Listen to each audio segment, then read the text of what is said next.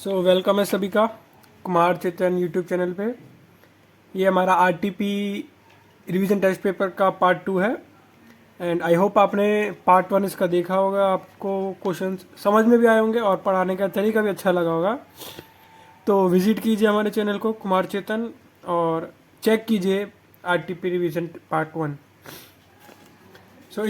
इस वीडियो में हम स्टार्ट करते हैं अपने क्वेश्चन नंबर 16 से। क्वेश्चन नंबर 15 तक पार्ट 1 में हमने कंप्लीट कर लिया था। तो क्वेश्चन 16 रीड आउट कीजिए। इसमें क्या कह रहा है? For a symmetric distribution. देखिए, अब क्वेश्चन करने से पहले आपको चैप्टर्स की थोड़ा बेसिक पता होनी चाहिए, उसके बाद क्वेश्चंस आसान हो जाते हैं। सिमेट्रिक डिस्ट्रीब्यूशन क्या होता है? सिंपल से देखिए, सिमेट्रिक मतलब क्या होता है? सिमेट्रिक मतलब सिंपल मीन्स सिमेट्री, जो इक्वल हो, दोनों साइड से एक बराबरी हो, सिमेट्री हो। ठीक है, तो सिमेट्री डिस्ट्रीब्यूशन ऐसे समझे, अगर ये ग्राफ है, ठीक है, और उस ग्राफ को मैंने प्लॉट करा है, तो मिडल से इस साइड भी और इस साइड भी ग्राफ सेम है ना? इस साइड से और इस साइड से दोनों तरफ सेम है, तो यानी यही इसका मीन होगा। इसकी हाईएस्ट वैल्यू इन सब वैल्यूज में यही होगी और इसकी मिडिल वैल्यू भी यही होगी, क्योंकि इन दोनों की तरफ दोनों तो सेम है ना। तो इसलिए इस क्वेश्चन का आंसर होगा mean equal to mode equal to median. ठीक है, नहीं तो क्या होता है नॉर्मल में? Mode equal to 3 median minus 2 mean. ठीक है, अगला क्वेश्चन पढ़िए और उसका मतलब निकालिए। सबसे इंपॉर्टेंट, संजय हैज 3 डॉटर्स। ठीक है भाई, संजय की 3 डॉटर है, बना ली 3 daughter. And each daughter has a brother. Each daughter has a brother. अब ट्रिक यहां पे आती है, या तो अब क्या कह लो, each daughter has a brother, ये तो हो सकता है, बट इसका मतलब नहीं कि उसके 3 और बेटे। उसने बोला ना उसकी 3 बेटियां हैं और हर बेटी का एक भाई है, तो यहां पे ये नहीं होगा। इसका मतलब ये है इनका भाई है एक, हर डॉटर का अपना एक भाई है, यानी इसका एक बेटा है। इसका मतलब ये है। तो कितने मेल मेंबर्स हुए? एक संजय, एक इसका बेटा। तो इसका आंसर है आपका बी। देखिए 17 क्वेश्चन का क्या आंसर है? बी। ठीक है, अगला क्वेश्चन आते हैं। अगर आपको वीडियो समझ में आ रही हो, अच्छी लग रही हो, तो प्लीज़ शेयर कीजिए, लाइक कीजिए एंड सब्सक्राइब कीजिए। फिर से ये स्टेट्स का क्वेश्चन है। ठीक है, आपको इस पेपर में स्टेट्स के काफ़ी अच्छे क्वेश्चन मिलेंगे और लॉजिकल मिलेंगे, मुश्किल नहीं मिलेंगे, लॉजिकल मिलेंगे। ये कह रहा है मीडियन ऑफ अ डिस्ट्रीब्यूशन। ठीक है, मीडियन क्या होता है? मीडियन को कैसे डिफाइन करते हो? मिड वैल्यू, कि भाई हमारे पास एक डिस्ट्रीब्यूशन है, वैल्यू डिस्ट्रीब्यूटेड है, तो इसकी मिड वैल्यू क्या होगी, वो उसका हो जाएगा मीडियन। ठीक, अब उसको किससे रिप्रेजेंट करोगे? हिस्टोग्राम। हिस्टोग्राम को कैसे रिप्रेजेंट करते हैं हम? ऐसे भाई कि ये इतना है, ये इतना है, कि भाई कितनी वैल्यूज है, तो मिड वैल्यू नहीं कर रहा। फ्रीक्वेंसी पॉलीगन भी नहीं करता। ऑजिव्स क्या होता है पता है? पॉइंट्स को प्लॉट करना ऐसे, एक अपर लिमिट और दूसरी उनकी लोअर। तो ऑजिव्स क्या कहती है और ऑजिव्स ग्राफ क्या कहता है? जहां ही इंटरसेक्ट करते हैं वो हमारा मीडियन होता है। ठीक है, याद रखना, ऑजिव्स ग्राफ्स हमेशा मीडियन बताते हैं किसी भी डिस्ट्रीब्यूशन का। ठीक है, अगर कुछ भी डाउट हो वीडियो पे कमेंट कीजिए, उस क्वेश्चन की आपकी सेपरेट वीडियो मिल जाएगी। और अगर किसी क्वेश्चंस को ट्रिक सीखनी है, जैसे स्टेट्स की ट्रिक सीखनी है, तो हमारी चैप्टर वाइज वीडियो भी हमारे चैनल पर अवेलेबल है, उसको आप विजिट कर सकते हैं। जाइए, उसको लाइक कीजिए, सब्सक्राइब कीजिए, शेयर कीजिए, और कुछ सजेशन हो तो कमेंट भी कीजिए। क्वेश्चन नंबर 19 आते हैं। एक सेकंड इसको रोक के पढ़िए, ठीक है, पढ़िए और समझने क्वेश्चन कीजिए सिर्फ वो क्या कह रहा है। जहाँ क्वेश्चन समझ में आ गया कि वो क्या कह रहा है, क्वेश्चन उसी सेकंड सॉल्व हो गया, ठीक। सो आई होप आपने पढ़ लिया होगा। अब हम पढ़ते हैं। Cost of a sugar in a month under the heads, मतलब एक शुगर बन रही है, मैं शुगर को चलो एक क्यूब से रिप्रेजेंट कर दूं, 100% शुगर है, ठीक है। तो ये क्या कह रहा है, 100% शुगर में 5 मटेरियल है। एक रॉ मटेरियल हो गया, भाई कुछ भी सामान बनाएंगे उसका रॉ मटेरियल आता है, फिर लेबर भी आती है, उसकी प्रोडक्शन कॉस्ट भी आती है, और अदर खर्चा भी, डिस्ट्रीब्यूशन मेंटेनेंस वगैरह भी आता है। तो अगर 100% खर्च बन रहा है शुगर, तो इसमें से 12% तो किस में जा रहा है, रॉ मटेरियल में, 20% किस में जा रहा है, लेबर में, ठीक है, 35% किस में जा रहा है, डायरेक्ट प्रोडक्शन में, 23% किस में जा रहा है, अदर्स में, ठीक है ना। लेबर हो गया, रॉ मटेरियल हो गया, लेबर हो गया, डायरेक्ट प्रोडक्शन हो गया, और अदर्स हो गया। तो अब ये पूछ रहा है what is the difference between central angle and the largest, central angle for the largest and the smallest component of the sugar, ठीक है, निकालते हैं। अगर इसको एंगल्स मान लो, मान सकते हैं, या ये परसेंटेज है, बताइए, चलिए कमेंट कीजिए। इसको मैं सेंट्रल एंगल्स मानता हूं, या सेंट्रल एंगल्स क्या होते हैं, कि ये क्या है, बताइए, कमेंट कीजिए। चलिए मैं बताता हूँ कैसे होगा। आपने कभी ये वाले क्वेश्चन तो सॉल्व करे होंगे, यहाँ पे हम प्लॉट करते हैं कि इसका इतना एंगल बन रहा है, कि ये परसेंट इसको जाता है, इतना इसको जाता है, इतना इसको जाता है। आपने काफ़ी सारी पीपीटीज में देखा होगा। तो वही चीज़ हमें यहाँ करनी है, बट हम थोड़ा सा दिमाग लगा के जल्दी करना चाहेंगे। देखो एक तरीका क्या है, मैं इन सब को पहले तो प्लॉट करूं, है ना, इन सब को प्लॉट करूं, फिर उसका लार्जेस्ट निकालो, स्मॉलेस्ट निकालो, माइनस करके आपको एंगल दे दूं। ऐसा भी तो कर सकते हैं, पहले माइनस कर लेते हैं, जो जो इंपॉर्टेंट है उसको माइनस कर लेते कि रॉ मटेरियल है, लेबर है, डायरेक्ट प्रोडक्शन है, और अदर है। ये 4 चीज़ें मेरे पास हैं, चारों का गिवन है। तो लार्जेस्ट माइनस स्मॉलेस्ट कर लेता हूँ। लार्जेस्ट क्या, 35, स्मॉलेस्ट क्या, 12। 35 माइनस 12 कितना हो गया, 23। 23% का हमें सेंट्रल एंगल निकालना है, तो निकाल दो, कितना आएगा, 92, ठीक है ना। 2 ऑप्शन थे हमारे पास, या तो एक एक का एंगल निकालें, फिर प्लॉट करें, फिर माइनस करें। हमने कहा भाई सबका नहीं कर रहा है, जिसकी जरूरत नहीं है उसको छेड़े नहीं। स्मॉलेस्ट और लार्जेस्ट का चाहिए, उसको माइनस करके हमें डिफरेंस निकाल लिया। हमने डिफरेंस निकालना था ना, इंपॉर्टेंट क्या था, डिफरेंस निकालना। डिफरेंस निकाल लिया, उसको प्लॉट कर दिया, ठीक। Question number 20, for open and classification which of the following is the best measure of central tendency. देखिए इसका मैं आपको बताता हूँ, याद रखिएगा। कभी भी ओपन एंडेड क्लासिफिकेशन हो, ठीक है, ओपन एंडेड क्लासिफिकेशन हो, हमें सेंट्रल टेंडेंसी निकालनी हो, तो क्या बेस्ट होता है, हमेशा मीडियन, ठीक है। Median is always best for open and classification if we find out around central tendency, ठीक है। 20 का सी। अगर आपको कोई सजेशन हो कि आपको अगली वीडियो किस वे में चाहिए, आपको क्वेश्चन थोड़ा और अलग तरीके से समझना है, प्लीज बताइएगा।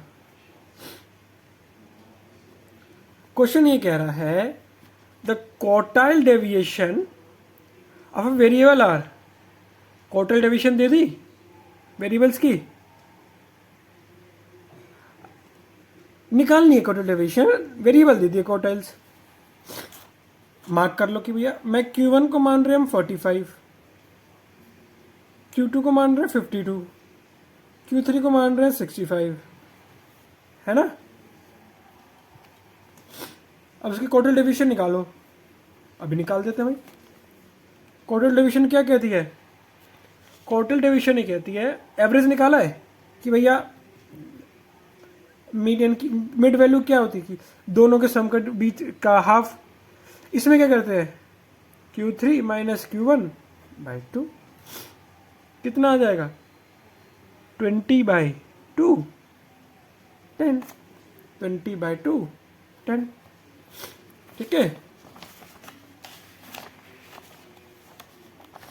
अगला क्वेश्चन,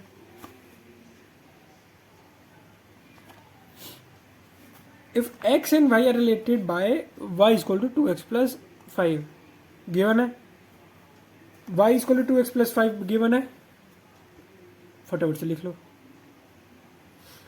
अब इनकी स्टैंडर्ड डेविएशन भी गिवन है, स्टैंडर्ड डेविएशन कितनी 5 और अरिथमेटिक मीन कितना 10। निकालना क्या है, कोफिशिएंट ऑफ वेरिएंस निकालना है y का, ठीक है। अब देखिए हमें ये चीज़ें किसकी पता है, x की पता है, x की, y की निकाल सकते हैं, कैसे निकालोगे, ये किस लिए दिया है ना, करेंगे यूज़। चलो y का निकालना है, पहले हम मीन निकालते हैं, ठीक है, y का am निकालते हैं। 2 इंटू एक्स का एम रख दो 10 प्लस 5 कितना आ गया 25 आ गया। अब स्टैंडर्ड डेविएशन निकालने का फॉर्मूला देखिए आप, ठीक है। अगर इक्वेशन आपके पास y is equal to a x plus b के फॉर्म में है, तो उसका स्टैंडर्ड डेविएशन होता है y का a स्टार यानी multiply a m of x. तो यहाँ पे a कितना है 2, ए एम ऑफ एक्स कितना, ए एम ऑफ एक्स कितना था आपका था 10, है ना। समझे, एक बार या दोबारा बताएं।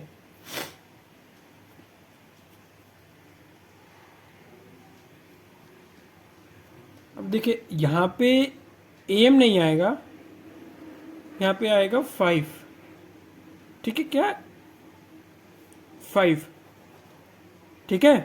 तो 2 इंटू 5 क्या हो गया 10, तो एच डी ऑफ वाई आ गया 10, एम ऑफ वाई आ गया क्या 25, coefficient of variance of y कैसे निकालोगे, standard deviation of y upon arithmetic mean of y into 100, कितना आ गया 10/25 इंटू 100। सॉल्व कीजिएगा आपकी वैल्यू आ जाएगी। दोबारा देख लेते हैं, इक्वेशन गिवन थी और उसका स्टैंडर्ड डेविएशन और अरिथमेटिक मीन पता है, कोफिशिएंट ऑफ वेरिएंस निकालना है वाई का, एम ऑफ एक्स पता है, वाई में रख दो, एम ऑफ वाई आ गया। स्टैंडर्ड डेविएशन वाई कैसे निकालोगे, A star of addition variance of Y, तो 2 इंटू 5 10 हो गया।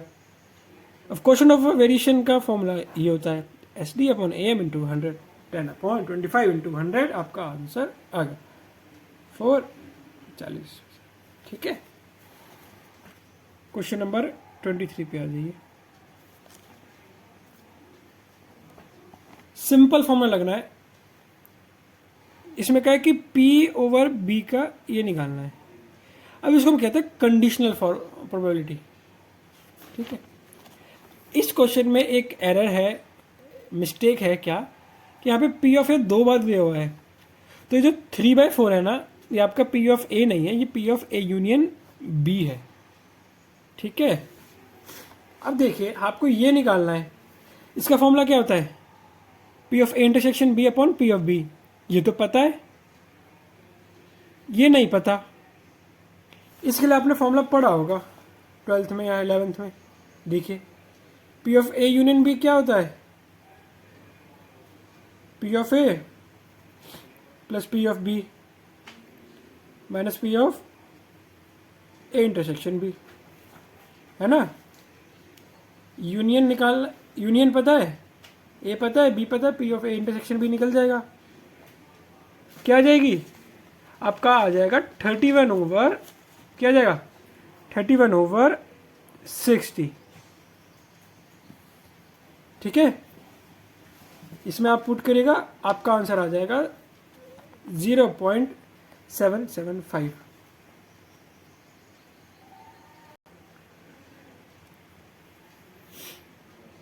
अगला क्वेश्चन आपके पास क्या गिवन है, स्टैंडर्ड डिवीजन निकालनी है एंड एन पी की। ठीक है, देखिए इस पेपर, कभी भी हम मॉक पेपर देते हैं, रिवीजन पेपर देते हैं, उसका हमें रिजल्ट कैसे एनालाइज करना है। आपने क्वेश्चन सॉल्व करे, आपको दिखा कि भैया इस पेपर में तो कि भाई हमारे पास स्टेट्स के काफ़ी क्वेश्चन आ रहे हैं, और हम अटक किस में रहे, अगर आप हो सकता है अटक स्टैंडर्ड डिवीजन में, आप अटक करे हो सकते हो वेरियंस निकालने में। तो फिर जब आप प्रैक्टिस करोगे उसके बाद उस टॉपिक को ज़्यादा करना है जिस पे आपको क्वेश्चन निकालने में ज़्यादा टाइम लग रहा है, ज़्यादा मेहनत लग रही है। ठीक है, और फिर से आपका स्टेट्स का क्वेश्चन आ गया,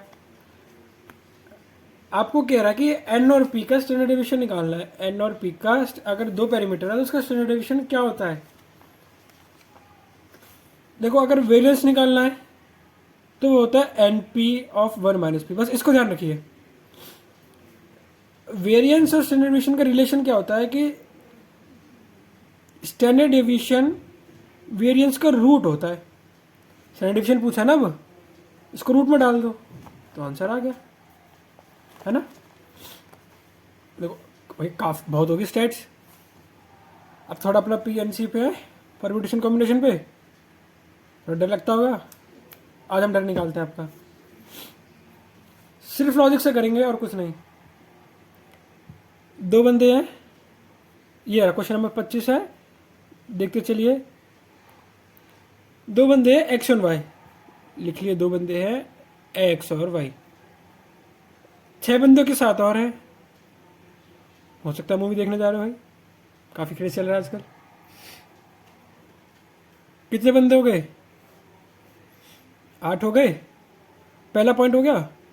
हमें टोटल बंदे मिल गए कि हमें किसके बीच में परम्यूटेशन करना है। अब आता है क्वेश्चन का main point, what is the probability that there are 3 person between them. 8 बंदे हैं ना, समझ लो एक्स और वाई है, इनके बीच में 3 बंदे और खड़े हैं, है ना, 3 बंदे और खड़े, वाई हो गए, यानी ये पोजीशन तो फिक्स हो गई भाई, एक्स और वाई रहेंगे, उनके बीच में 3 बंदे रहेंगे। कितने बंदे हो गए, 1 3 4 और 1 5, 5 हो गए टोटल। बच्चे कितने, 3 3 यहाँ पे है ना, 3 ये अलग है, तो कितने हो गए टोटल, 8 हमने प्लेस कर दिया।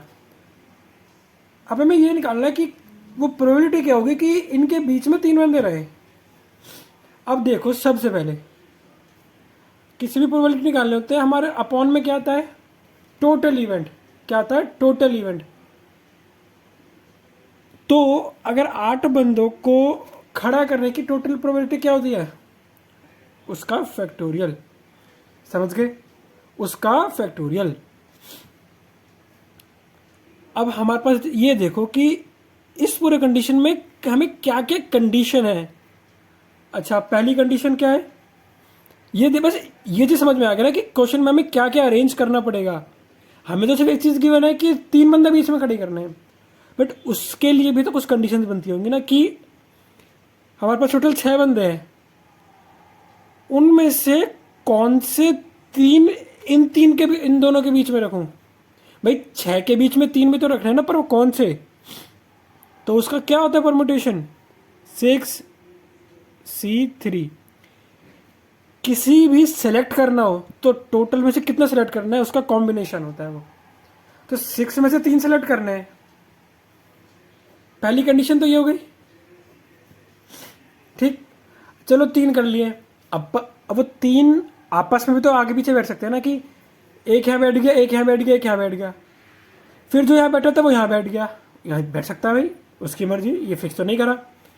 तो एक कंडीशन हो गई उसकी सीटिंग अरेंजमेंट फैक्टोरियल की, ये हो गई उनको सेलेक्ट करने की, ये उनको अरेंज करने की, दोनों में डिफरेंस है, सेलेक्ट करने की और अरेंज करने की। ठीक, एक एक्स और वाई तो आगे पीछे हो सकते हैं, 2 factorial for x and Y.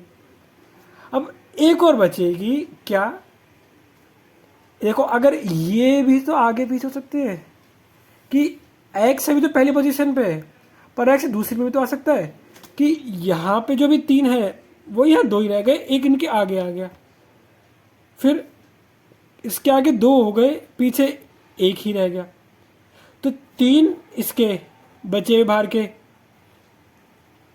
और ये तीनों तो हमेशा एक साथ ही आगे भी जाएंगे। भाई दोस्ती बना ली, आगे पीछे हमें साथ में ही जाएंगे चाहे मूवी छूट जाए। ठीक है, तो 3 और 1 4 और इंटू 4 फैक्टोरियल। समझ में आ गया? पहला 6 में से 3 सेलेक्ट करने का, फिर उन 3 को कैसे बिठाना है उसका, फिर एक्स और वाई का, फिर होल लाइन का। ठीक है, अब लिख दो यहाँ पे 63 3 फैक्टोरियल 2 फैक्टोरियल 4 फैक्टोरियल। अब इसको सॉल्व कर लीजिए। 60 क्या होगा, 6 into 5 into 4 into 3 into 2 into 2 into 4 into 3 into 2 upon में इसका 63 का 3 इंटू 2 8 7 6 5 4 3 2, इसको कट दीजिए, आपका आंसर आ जाएगा 1/7। ये सब कट जाएगा, बस 7 बच जाएगा। ठीक है, था इजी, देखने में मुश्किल था पर आसान था, है ना। और हमें शिक्षा दी है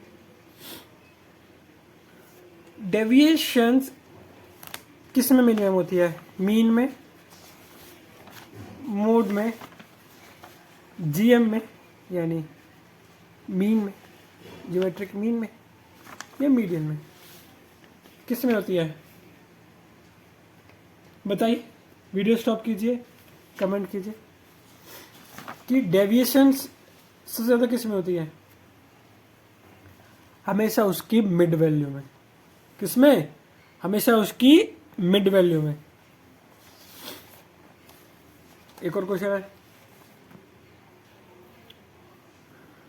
अभी हमने पीछे पढ़ा था ऑजीव्स किस में होता है, बताइए। मीडियन में ना, उसमें मैंने एक बताया था, उसी में बताया था कि हिस्टोग्राम ऑप्शन था। हिस्टोग्राम हम किस में बताते कि जब हमने ये करा था कि ये क्या बता रहा होता है कि किसकी कितनी वैल्यूज है, किसकी कितनी वैल्यूज है, और मोड में क्या निकालना होता है कि कौन सी वैल्यू सबसे ज़्यादा है। तो हम इसी से बता सकते हैं ना, जिसका सबसे हाइट में बड़ा होगा वो मोड है। हिस्टोग्राम मोड बताता है।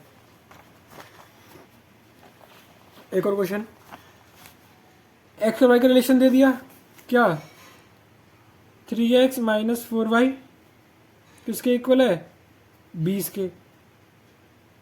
हमेशा ना y equal to a x plus b लेके चलो, हटाओ उसको, y equal to x plus b लेके चलो, क्या होगा 20/4 माइनस 3/4x। ठीक है, नहीं sorry 20/x minus 3/4, 20/x minus 3/4। समझे, निकालना क्या है, quarter deviation of y। Given किसका है, quarter deviation of x। Quartile deviation of y क्या कहता है, mod of b multiply by quarter deviation of x। So 3/4 multiply by 12। ठीक है, ऐसे में सिंपल, ये बस फॉर्मूले याद रखो, क्वेश्चन पढ़ते ही लगा दो। कोफिशिएंट ऑफ कोरिलेशन निकालना है, सॉरी गिवन है coefficient of correlation. Coefficient of determinant निकालना है। कोफिशिएंट ऑफ डिटरमिनेंट क्या होता है, कोरिलेशन का स्क्वायर। तो -0.9 का स्क्वायर कर दो, आंसर आ जाएगा 29 का बी, यानी क्या 0.81। 0.9 इंटू 0.9 0.81। सिंपल, ये थोड़ा ट्रिकी है। फॉर्मूला लगाना आ गया तो क्वेश्चन हो गया। पोजीशन वैल्यू की निकालनी है, क्या निकालनी है, पोजीशन वेरिएबल वैल्यू निकालनी है एक्स की। अगर ये इक्वेशन हमें गिवन है तो, और निकालना क्या है, स्टैंडर्ड डिविएशन। पोजीशन वेरिएट अगर एक्स का ये है, स्टैंडर्ड डिविएशन ऑफ एक्स का निकालो, ये इसमें लिखा है। तो पी ऑफ एक्स क्या कहता है, p of x equal to x क्या कहता है कि ई की पावर माइनस लैम्डा मल्टीप्लाई में लैम्डा की पावर एक्स अपॉन एक्स का फैक्टोरियल। ठीक है, तो ये इक्वेशन सेटिस्फाई कर दो। पहले में क्या, एक्स का 2 है, एक्स इक्वल टू 2 है, तो ये क्या कह रहा है, ई की लैम्डा माइनस वाली है ना, ई की लैम्डा मतलब लैम्डा का लैम्डा पावर, और एक्स की value 2 upon 2 factorial is equal to 3 into E की power minus lambda into lambda की पावर 4 अपॉन 4 फैक्टोरियल, है ना। तो इसको आप सॉल्व करोगे, लैम्डा की वैल्यू आएगी, इसको लैम्डा का स्क्वायर आएगा 4, तो लैम्डा की वैल्यू 2 आएगी या माइनस 2 आएगी, तो हम लेंगे 2 लैम्डा माइनस नहीं हो सकता, याद रखेगा, लैम्डा माइनस नहीं हो सकता, लैम्डा आ गया क्या 2। अब यहाँ पे लैम्डा का मतलब क्या है, यहाँ लैम्डा का मतलब है वेरिएंस, लैम्डा का मतलब क्या, वेरिएंस।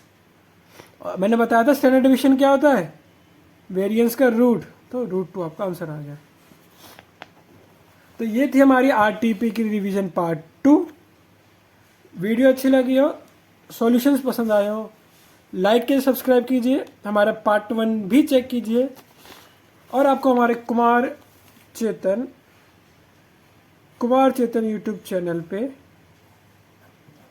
आपको हमारे चैप्टर वाइज रिविजन्स मिल जाएंगे, जहाँ पे हमने उसको डिटेल में टिप्स एंड ट्रिक्स के साथ बताए हैं। आपको बड़ा मज़ा आएगा पढ़ने में, जाइए सब्सक्राइब कीजिए। Thank you and have a nice day.